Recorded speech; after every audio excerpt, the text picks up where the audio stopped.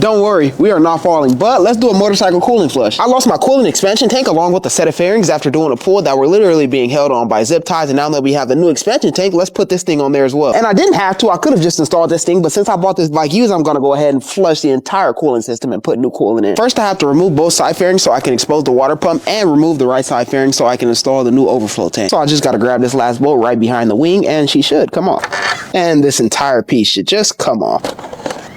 Same thing to this side, and we'll be ready to completely drain this bike of the coolant. Now we can drain the coolant out the system while the bike is completely cold. Here's the water pump right here. We want to use this drain plug and unscrew it. Make sure you have something to drain the water into.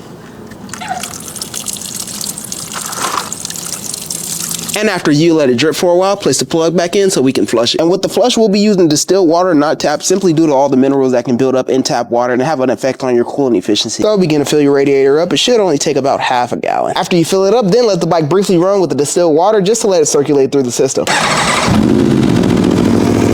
After that, wait about 30 minutes to an hour or until the engine is cool to touch before you even thinking about cracking open the radiator, draining the fluid, and adding more fluid. Because you don't want that hot water slapping you in the face, or you don't want to thermal shock your engine by adding new coolant to a hot block and possibly cracking it. And now that the bike has been sitting for about an hour and a half, it's time to flush the distilled water out and refill it. I'm using engine ice because this fluid was already in the bike.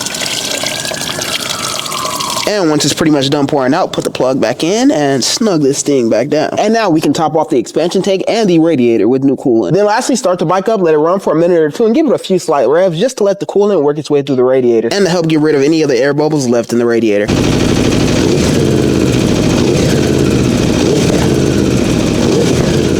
Radiator's full, expansion tank is full. Now I can button this thing back up and we'll be back like nothing ever happened. Bing, bow, bam, and this thing is ready to ride again.